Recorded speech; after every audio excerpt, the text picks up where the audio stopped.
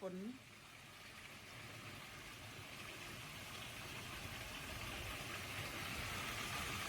สวัสดีค่ะพี่สุมาให้ดูฝนตก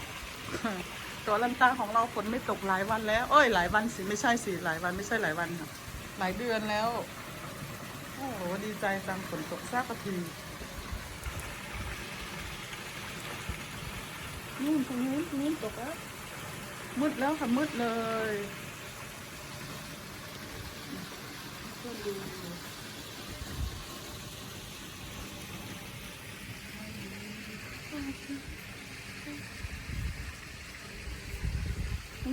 มืดเลยค่ะมืดเลยฝนตกแล้วพี่เอดีใจ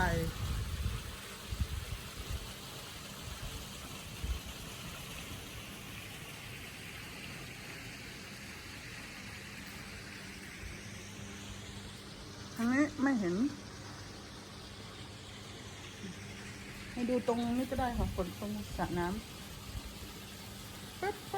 บตกแล้ว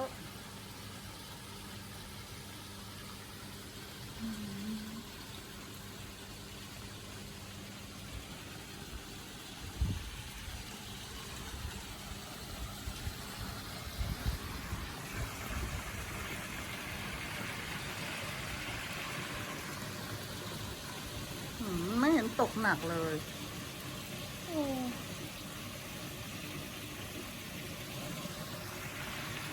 จะดูตรงนี้สิ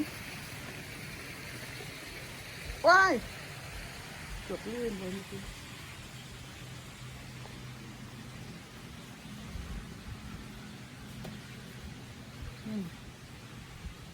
นำเสนอสวนด้วยนะ ออกดอกราคาต้นอันนี้ของพี่สุทุกโอ้ยสวยเอามาจากบ้านน้องสาวนะคะปีที่แล้วเพิ่งออกดอกโอ้โหสวยมากตัดไปใส่ใจกันเลยไหมเนี่ยเสียดายนู่น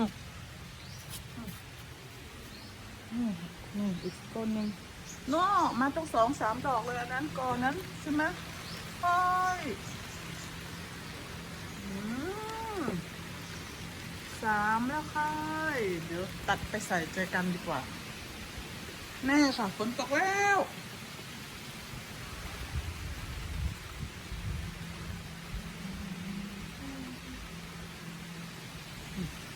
นี่ค่ะตกแล้วค่ะทีนี้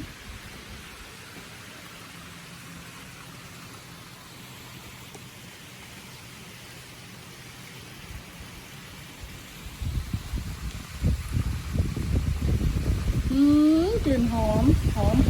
อะไรอย่างนั้นหอมโอ้แม่มึง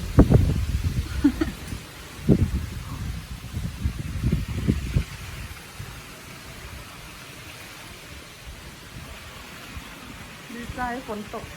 นะ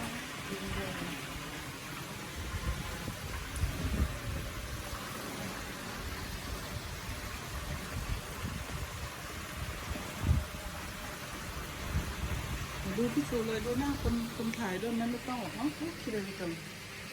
คนถ่ายเขาคิดเลยนะคะนี่ค่ะฝนตกจากแม่แดงกลางร่ม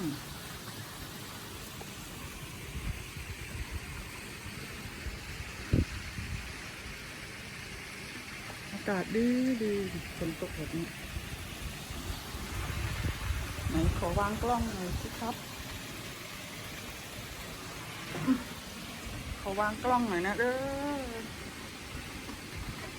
ลมไหน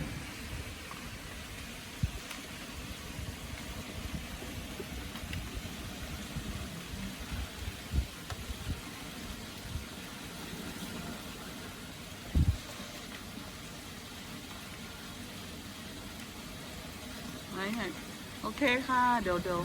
ไหนมาคุยกับมาดูหน้าคนถ่ายนิดนึงเฮ้ยตั้งกล้องก่อน